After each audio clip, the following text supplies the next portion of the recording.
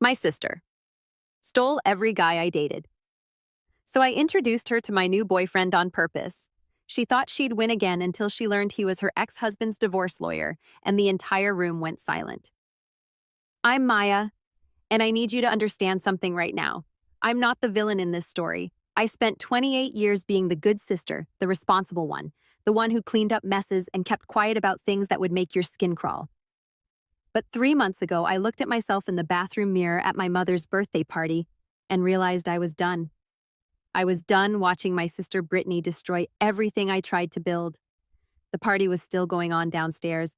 I could hear her laugh, that specific laugh she does when she's flirting. High-pitched, breathy, with this little catch at the end that makes men think they're the funniest person alive. I knew that laugh because I'd heard it directed at 7 different men I'd brought home over the past decade. 7. I splashed cold water on my face and stared at my reflection. My mascara was running because I just caught Brittany in the garage with Mark. Mark, who I'd been dating for 6 months. Mark, who told me 3 weeks ago that he was falling in love with me. Mark, who was currently pressed against my sister between my father's workbench and his vintage Mustang. That's when I made the decision. I went back downstairs, smiled through the rest of the party, and started making calls the next morning. But let me back up. You need to understand how we got here. Brittany is 2 years younger than me. Growing up, everyone always said she was the pretty one. And she is blonde hair that actually looks natural green eyes. This perfect little figure she maintains without even trying. Meanwhile, I got dad's darker features and mom's tendency to stress eat. But here's the thing. Nobody tells you about having a beautiful sister. It's not the comparisons that destroy you. It's watching her use that beauty like a weapon and everyone just letting her. The first time it happened, I was 19. His name was Connor, and he was my first real boyfriend. We'd been together for almost a year. I thought we were serious. I was actually planning to tell him I loved him. Then I came home early from my shift to the campus library and found them in my dorm room. In my bed, Brittany cried, said she was drunk, said Connor had come on to her, said she didn't know what she was doing. Connor said nothing, just grabbed his clothes and left. My parents made me forgive her. She's your sister, my mother said. Family is forever. Boys come and go. I was 21 when it happened with Daniel, 23 with Josh, 24 with Ryan. After Ryan, I stopped telling Brittany when I was dating someone. I tried to keep that part of my life separate. It didn't matter. She always found out. She always made her move. And here's what really killed me. Every single one of them fell for it. Grown men who claimed to care about me, who said they wanted a future with me, would throw it all away for one night with my baby sister. By the time I was 26, I had stopped dating altogether. I threw myself into my career instead. I work in marketing for a tech company. Good money, lots of hours, perfect excuse to avoid family gatherings where I'd have to watch Brittany bask in everyone's adoration. Then she got married. His name was Trevor. And honestly, I felt sorry for him from the start. He was a sweet guy, quiet, kind of nerdy, worked in it. He absolutely worshipped Brittany. You could see it in the way he looked at her, like he couldn't believe someone like her had chosen someone like him. I wanted to warn him. I really did. But what was I supposed to say? Hey, Trevor, my sister's going to cheat on you eventually because that's just what she does. They lasted 3 years. The divorce was brutal. Trevor had gotten a promotion 2 years into their marriage, started making really good money, bought them a house in a nice neighborhood. Then Brittany got bored. She started sleeping with his boss who was married with 2 kids. When Trevor found out, he was destroyed. I mean, completely devastated. I saw him at a coffee shop about a month after Brittany moved out, and he looked like he'd aged 10 years. The divorce proceedings were nasty. Brittany wanted half of everything, including the house Trevor had put the down payment on before they got married. She wanted alimony. She wanted his retirement fund. Trevor got himself a lawyer, a really good one apparently. I didn't know much about it because Brittany stopped talking to me during that period. She was furious that I wouldn't automatically take her side, that I wouldn't tell Trevor he was being unreasonable. 6 months ago, the divorce was finalized. Trevor kept the house. Brittany got some money, but nowhere near what she wanted. She moved back in with our parents. That's when she started up her old habits again. I'd met Mark at a work conference. He was charming, successful, funny, a consultant who traveled a lot, which actually worked for me because I liked my space. We'd been taking things slow, which felt healthy, adult. I didn't introduce him to my family for the first 4 months. But then my mom guilted me into bringing him to her birthday party. Maya, sweetie, you're always alone at these things. We want to meet him. We want to see you happy. I should have known better. Mark and I arrived together. Brittany was already there, looking perfect as always in some tight dress that probably cost more than my monthly rent. I watched her eyes light up when she saw Mark, watched that predatory smile cross her face. I stayed close to him for the first hour, but then Dad needed help with the grill, and Mom wanted me to check on something in the kitchen, and somewhere in that chaos, I lost track of Mark. I found them in the garage 20 minutes later. Brittany was pressed up against him, her hand on his chest. Mark was leaning back, but not pulling away, not stopping her. And that's when I heard it. That laugh, I didn't say anything, just stood there in the doorway watching until Brittany finally noticed me. Maya, oh my God, this isn't what it looks like. Really? I said. My voice sounded calm, detached. Because it looks like you're trying to my boyfriend at our mother's birthday party. Mark started stammering. Maya, listen. She just get out. I said, Maya, come on, get out. He left. Brittany tried to follow me back into the house, but I locked myself in the bathroom upstairs. That's where I was when I made the decision.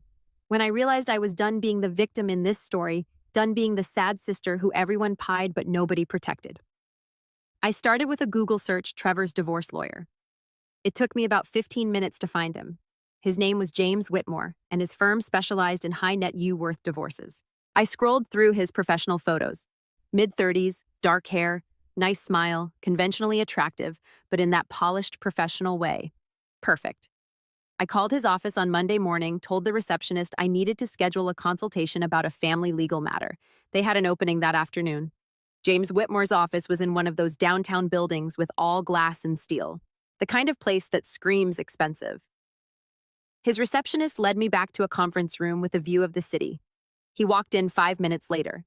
In person, he was taller than his photos suggested. Good suit, confident handshake, all business. Miss Chen, thank you for coming in. How can I help you today? I sat down across from him. This is going to sound strange, but I need your help with something that isn't exactly legal advice. He raised an eyebrow. Okay, you handled my sister's divorce. Brittany Chen. Her married name was Morrison. His expression changed, professional mask sliding into place. I can't discuss the details of a client's case even with family members. I'm not asking you to. I want to hire you for something different. I'm listening. I laid it out for him. All of it. The years of betrayal, the pattern of behavior, the way she destroyed my relationship after relationship. I told him about Mark, about the garage, about the moment I decided I was done. So what exactly are you proposing, he asked when I finished. I want you to pretend to be my boyfriend. I want to introduce you to my family, specifically to Brittany, and I want to see what she does. He leaned back in his chair, studying me. That's an interesting proposition. I'll pay you whatever your hourly rate is. It's not about the money, Miss Chen. It's about ethics. Using my professional position to participate in what amounts to entrapment, it's not entrapment. I'm not trying to get her arrested. I just want her to show everyone who she really is. And I think I paused, choosing my words carefully. I think you might have your own reasons for wanting to help with that. His jaw tightened slightly. What makes you say that? Because I saw what she put Trevor through, and I'm guessing you saw it too. The manipulation, the lies, the way she tried to destroy a decent man just because she could. James was quiet for a long moment. Then he said, "What's your timeline?" We met 3 more times over the next 2 weeks to plan everything out. James was meticulous. He wanted to know everything about my family, about Brittany's patterns, about what I hoped to accomplish. The goal, I told him, is just to expose her, to make my family see what she's really like. Once they see her try to seduce my boyfriend at a family event, once they can't deny it anymore, maybe they'll finally stop making excuses for her. And you're sure you want to do this? He asked. Because once we start, there's no going back. Your relationship with your sister is going to be permanently damaged. It's already permanently damaged, I said. I'm just tired of being the only one who admits it. We started dating publicly 2 weeks later. I posted photos of us on social media. Nothing too intimate, just casual stuff. Coffee dates, dinners, a concert, the kind of things normal couples do. My mother called me within 24 hours. Maya, you're seeing someone new. He's handsome. Why didn't you tell me? It's still pretty new, Mom. I didn't want to jinx it. Well, you have to bring him to Sunday dinner this week. I insist. Perfect. James picked me up at 6 o'clock on Sunday. He dressed down a bit. Nice jeans, button-down shirt, leather jacket. He looked good, approachable. Exactly the kind of guy Brittany would see as a challenge. You ready for this? He asked as we pulled up to my parents' house. Not really, but let's do it anyway. My mother answered the door and immediately pulled James into a hug. You must be James. Ma's told us so much about you. I had told him almost nothing, but that was Mom's way. She ushered us inside, where Dad was setting up for dinner, and Brittany was curled up on the couch with a glass of wine. She looked up when we walked in, and I watched it happen in real time. That spark of interest, that calculating look. She sat down her wine glass and stood up, smoothing down her dress. "You must be the new boyfriend," she said, walking over with her hand extended. "I'm Brittany, the baby sister." James shook her hand, his smile polite but not too warm. "Nice to meet you, Ma's mentioned you. Has she—" Brittany's eyes flicked to me, then back to James. "I hope she said good things," she said. "You're very close," James said smoothly. I almost laughed at that, but I kept my face neutral. Looping my arm through James's dinner was exactly as excruciating as I expected. Brittany positioned herself across from James, leaning forward whenever she talked, laughing at everything he said. She kept touching her hair, her neck, doing all the little things she does when she's hunting. My parents didn't notice, or if they did, they didn't say anything. James played his part perfectly. He was attentive to me, but not overly so. Friendly to Brittany without being flirtatious. He answered her questions about his work without giving away too much information about the law firm. After dinner, Mom insisted we stay for dessert. Brittany volunteered to help in the kitchen, which meant I was left alone with James in the dining room. "She's already planning her approach," he said quietly. "I know. Did you see the way she looked at you?" Hard to miss. He glanced toward the kitchen. "Your parents really don't see it, do they? They have never wanted to see it." When Brittany came back with the pie, she made sure to sit next to James this time. Her leg kept brushing against his under the table. She'd freshened her lipstick and let her hair down. I excused myself to use the bathroom, leaving them alone. When I came back 5 minutes later, Brittany was showing James something on her phone, leaned in close enough that their shoulders were touching. We left around 9 o'clock. James walked me to his car with his arm around my waist. My parents watched from the doorway, smiling. That went well. Mom called out, "You two are so cute together." In the car, James let out a long breath. "Your sister is persistent." That's one word for it. She asked for my number. Said she wanted to add me to the family group chat. Of course she did. Over the next 3 weeks, Brittany texted James constantly. Memes, funny videos, questions about restaurants or movies, always with some excuse for why she needed to contact him specifically instead of just asking me. James screenshotted every conversation and sent them to me. We met at his office twice a week to review the evidence and plan our next move. "She's building up to something," James said during one of our meetings. "This is how she operates. Creates a sense of familiarity. Makes the guy feel like they have this special connection with her." "How do you know that?" I asked. He was quiet for a moment. Then he pulled out a folder from his desk drawer. During Trevor's divorce, part of my investigation involved documenting Brittany's pattern of infidelity. I interviewed several of the men she'd been involved with. They all described the same approach: the texts, the casual friendship, the gradual escalation. He opened the folder. Inside were printed transcripts, photos, documentation, evidence of affairs with at least 5 different men during her 3-year marriage to Trevor. "Jesus," I whispered. "Does Trevor know about all of this?" "He knows about the ones that were relevant to the divorce proceedings." The rest, James shook his head. The court didn't need to see everything, just enough to prove infidelity and deny her claim to his assets. I stared at the papers. "Why are you really helping me with this, James?" He looked at me directly. "Because I watched your sister almost destroy a good man." Trevor Morrison came into my office 2 years ago and he was suicidal. I'm not exaggerating. He'd been systematically broken down by someone who was supposed to love him. And when I helped him fight back, your sister tried to destroy my reputation, filed a complaint with the Bar Association claiming I'd manufactured evidence. It was all nonsense, but it took months of my life to clear my name. I had no idea. Why would you? But that's who your sister is, Maya. She destroys people, and then she plays the victim when they try to defend themselves. So yes, I have my own reasons for wanting to help you expose her. Call it petty if you want, but I'm human. I looked at the folder again, then back at him. So what's our end game here? What's the final move? He smiled. I was hoping you'd ask that. The plan came together over the next few days. My parents' anniversary was coming up in 3 weeks. Big party. Lots of family and friends, the perfect stage for Brittany to make her move and for us to spring our trap. But first we needed to accelerate things, make Brittany feel like she was running out of time. I started posting more couple photos on social media, me and James at the beach cooking dinner together. One particularly cozy shot of us on his couch with the caption, "Perfect Sunday." My mother called immediately. "Maya, you two look so serious. Is this getting serious?" "Maybe, Mom. We'll see." I knew that would get back to Brittany. Sure enough, 2 hours later, James got a text from her. Wow, you guys are moving fast. Happy for you both. She's panicking, James said when he showed me. She's losing control of the narrative. The next text came the following day. Hey, I'm going to be downtown for a meeting on Thursday. Want to grab coffee? James sent back, sure, I have a break around 2. He didn't tell me about the coffee meeting until afterward. When he showed up at my apartment that evening, his expression was grim. What happened? I asked. She made her play, full court press. He sat down on my couch, running his hand through his hair. Started with the usual small talk, then pivoted to how she thinks I'm too good for you. How you've always been the unstable sister, the jealous one. How she's worried I don't really know what I'm getting into. My stomach churned. She said that, and then she put her hand on my leg and told me that if I ever wanted to talk to someone who really understands what it's like to be in your family, she's always available. Did you? I smiled. Told her I appreciated her concern and said I needed to get back to the office. But Maya, she's going to make a real move soon. Probably at your parents' anniversary party. Good, I said. That's exactly what we want. The 3 weeks until the party felt endless.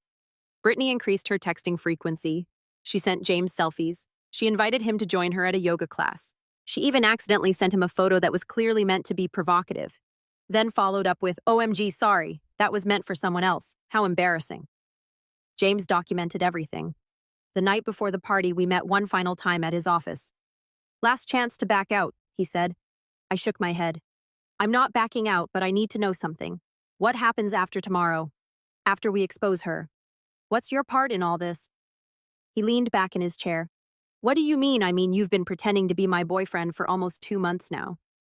We've spent a lot of time together, and I need to know if you're just doing this for revenge against Brittany, or if I trailed off suddenly, unable to finish the sentence.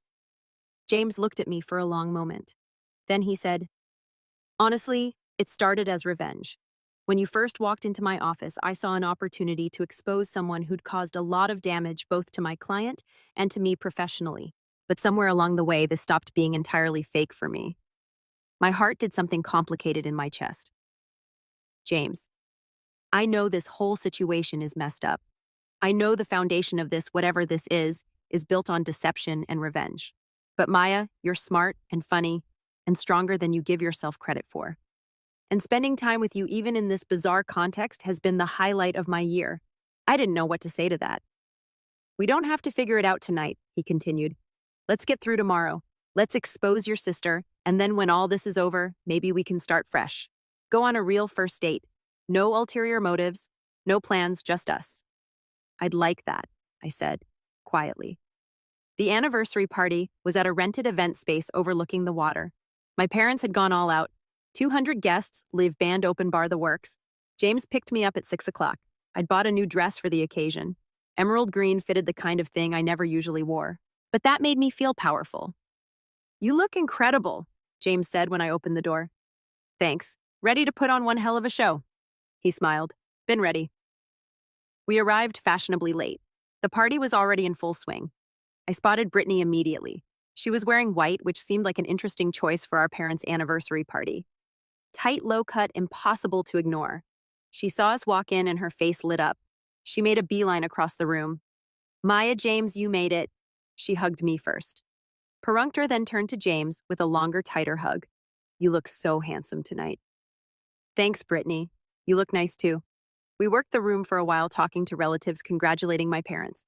Brittany kept appearing nearby, always in James's eyeline, always making sure he noticed her. Around 8, the band took a break and people started mingling more freely. That's when Brittany made her move. She approached James while I was talking to my aunt on the other side of the room. I watched out of the corner of my eye as she touched his arm, leaned in close to whisper something. James nodded, smiled, and followed her out onto the balcony. I counted to 30, then followed. The balcony was dimly lit, overlooking the water.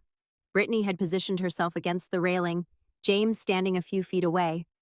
I stayed in the doorway in the shadows where they couldn't see me. I've been wanting to talk to you alone all night, Brittany was saying. There's something I need to tell you. What's that? James asked. I don't think Mia's being honest with you about us, about our family, about everything. How so? She's always been jealous of me ever since we were kids. She sees me as competition, and she's probably told you all kinds of things to make you feel sorry for her. Actually, she hasn't told me much about your relationship at all. Brittany moved closer. That's because she knows if you really understood our family dynamic, you'd see through her act. Maya isn't the victim she pretends to be. Then what is she manipulative, unstable? I've watched her drive away every good thing in her life because she can't handle not being the center of attention. She put her hand on his chest. A guy like you deserves better than that. Better like who James asked. His voice was calm, neutral, like someone who knows what she wants. Someone who isn't playing games. Her hand slid up to his shoulder. Someone like me. That's when I stepped out of the shadows. I thought you might say something like that. Brittany jumped back, her face flushing. Maya, this isn't what isn't. You trying to seduce my boyfriend at our parents' anniversary party, because that's exactly what it looks like from here. You don't understand. No, Brittany. For once I understand perfectly. I looked at James. Tell her. James reached into his jacket pocket and pulled out his phone. Brittany, do you recognize me? Really look at me. She stared at him, confusion crossing her face. James Whitmore. Whitmore and Associates. I represented your ex-husband in your divorce. I watched the color drain from her face. That's impossible. You and Maya, you've been dating. We've been setting you up, I said, for 2 months. Every text, every conversation, every time you tried to flirt with him. We documented all of it. You can't do this. This is entrapment or something. It's not entrapment, James said calmly. Entrapment requires law enforcement. I'm just a private citizen who agreed to help someone expose a pattern of destructive behavior. Maya, please. Brittany turned to me, tears starting to form. I'm your sister. You can't do this to me the way you did it to me. With Connor, Daniel, Josh, Ryan, Mark, I pulled out my own phone. I have screenshots of every text you sent, James, every time you tried to undermine me, every play you made. And we're going to show them to Mom and Dad, to everyone tonight. They won't believe you. They will when they see the evidence, but more importantly, Trevor's going to see it. Because James kept copies of everything from your divorce, Brittany. All the affairs, all the lies, everything that didn't make it into the final court documents. And if you ever come near anyone I care about again, if you ever try to sabotage another relationship of mine, all of that goes public, to your friends, to your social media, to everyone. She stared at me, and for the first time in my life, I saw fear in her eyes. You wouldn't try me. The balcony door opened behind us. My mother stood there looking between the three of us. Girls, what's going on out here? People are asking where you are. I looked at Brittany. This was her last chance to come clean, to tell the truth for once in her life. She said nothing. Mom, I said I need to talk to you and Dad right now, all of us together. We sat in a small room off the main hall. Me, James, Brittany, and my parents. I laid out everything. The years of betrayal, the pattern, the setup with James. I showed them the text, the screenshots, the documentation. My mother cried. My father sat in silence, his face getting redder and redder. Brittany tried to defend herself, claimed I was making it all up, that I was jealous, that this was all some elaborate revenge fantasy. Then James spoke up. Mr. and Mrs. Chen, I know this is difficult, but I need you to understand something. Your daughter, Brittany, has a pattern of destructive behavior that extends beyond just her sister. During my representation of Trevor Morrison in their divorce, I documented affairs with 5 separate men during their marriage. She attempted to financially ruin a good man out of spite, and when that didn't work, she filed false complaints against me professionally. He pulled out his folder, the one from his office. He brought copies. This is who your daughter is. And Maya didn't deserve to spend her entire life being victimized by someone who's supposed to love her. My father looked at Brittany. Is this true? Any of it. Brittany opened her mouth, then closed it, then opened it again. Some of it, maybe. But they're twisting everything. Stop. My father's voice was sharp. Just stop. No more lies. The silence that followed was deafening. Finally, my mother spoke. I think you should leave, Brittany. Mom, I said leave. We'll talk about this later after we've processed everything. But right now, you need to go. Brittany looked at me. The tears were real now. Not manipulative, not calculated, just raw hurt and anger. I hope you're happy. She said, you just destroyed our family. No, I said. You did that all by yourself. I just stopped covering for you. She left. We heard her heels clicking across the floor of the event space, then the sound of the main door closing. My mother reached across the table and took my hand. Maya, I'm so sorry. All those years, all those boys, we should have protected you. We should have seen what was happening. I tried to tell you I know and we didn't listen. We made excuses for her because it was easier than admitting what she was doing. She looked at James. Thank you for helping her. I know this must seem like a nightmare of a family to get involved with. James smiled slightly. Actually, I've seen worse. And Maya's worth it. The party continued, but we didn't go back out. We stayed in that small room talking, my parents asking questions, me finally telling them everything I'd held back for years. When we finally left around midnight, my father hugged me at the door. I'm proud of you, he said, for standing up for yourself. I just wish it hadn't taken this long. In the car, James and I sat in silence for a few minutes. You okay? He finally asked. I don't know. I thought I'd feel better, more vindicated, but mostly I just feel tired. That's normal. You've been carrying this for a long time. What happens now? He reached over and took my hand. Now we figure out what's real. Because Maya, somewhere in the middle of this revenge plot, I started falling for you. The real you, not the performance. And I'd like to see where that goes if you're interested. I looked at our joined hands. I'm interested, but maybe we could start with that real first date you mentioned. Something normal where we're not plotting against anyone. I'd like that. He started the car. How about next Friday? I'll pick you up at 7 o'clock. We'll go somewhere nice, and only agenda will be getting to know each other better. Perfect. He drove me home, walked me to my door like a gentleman, and kissed me on the cheek before leaving. I went inside, changed into pajamas, and checked my phone. There was a text from my mother. Your father and I are going to therapy. We think as a family we need professional help working through this. We'd like you to join us when you're ready. And one from Brittany. You win. I hope it was worth it. I didn't respond to that one. There was nothing left to say. Over the next few weeks, things slowly settled into a new normal. Brittany moved out of my parents' house into her own apartment. She blocked me on social media, and I heard through my mother that she'd started therapy too. My parents kept their word about family counseling. It was awkward and painful, but necessary. We talked about patterns, about enabling behavior, about the different ways they'd failed both of us. Because as much as Brittany had hurt me, they'd hurt her too by never holding her accountable. And James and I went on that first date, and a second, and a third. Turns out when you strip away all the drama and revenge plotting, we actually really liked each other. He was funny and kind and brilliant. He challenged me in good ways. He made me want to be braver. 3 months after the anniversary party, we made it official. Real relationship, real feelings built on an absolutely insane foundation, but somehow working anyway. 6 months after that, I ran into Trevor at a coffee shop. Maya, he said, surprised. Hi, how are you? I'm good. Really good, actually. You better. Much better than the last time you saw me. He smiled, and it reached his eyes. I heard about what happened with Brittany. James told me. Are you okay with that? With what we did? Are you kidding? I'm grateful. For years, I thought I was crazy that I'd somehow imagined how bad things were. Having someone else validate that, having someone else see who she really is, that helped more than you know. We talked for a few more minutes, and when we parted ways, I felt something settle in my chest. Peace, maybe, or closure. That evening, James and I were making dinner at his place when my phone rang. My mother, Maya, honey. I wanted to let you know Brittany's moving. She got a job in Seattle. She's leaving next month. How do you feel about that? I asked. Sad, relieved, worried, all of it. She paused. She asked if you'd be willing to see her before she goes to talk. I looked at James, who was chopping vegetables and pretending not to listen. I'll think about it, I told my mother. 2 weeks later, I met Brittany at a coffee shop near her apartment. She'd cut her hair shorter and she looked thinner, older somehow. Thanks for coming, she said when I sat down. Mom said you're moving. Yeah, fresh start, you know. She wrapped her hands around her coffee cup.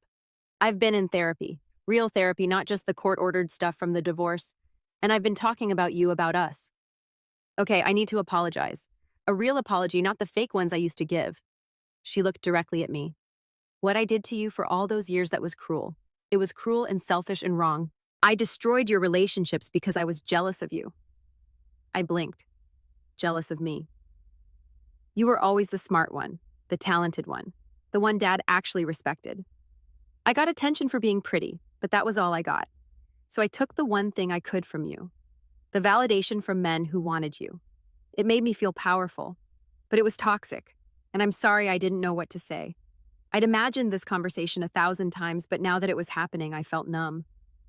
I don't expect you to forgive me, Brittany continued. I don't even know if I deserve forgiveness, but I wanted you to know that I understand what I did. I understand that I hurt you repeatedly and deliberately, and I'm going to spend the rest of my life trying to be better. Therapy is helping, I asked. It's hard, really hard.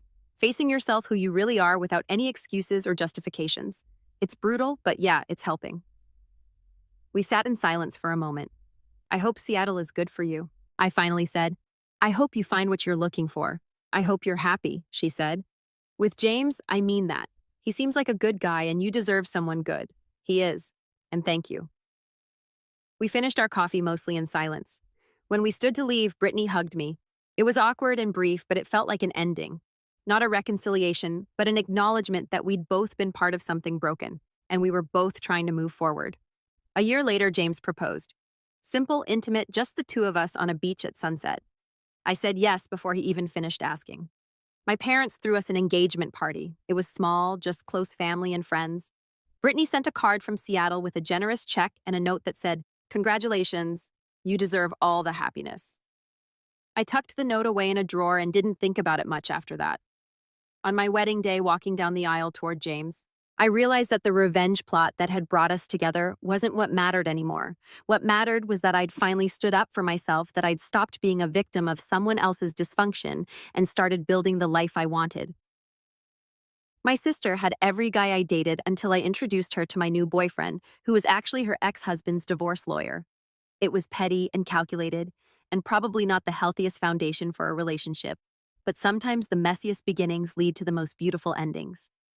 And as James slipped the ring on my finger and kissed me in front of everyone we loved, I realized I didn't regret a single second of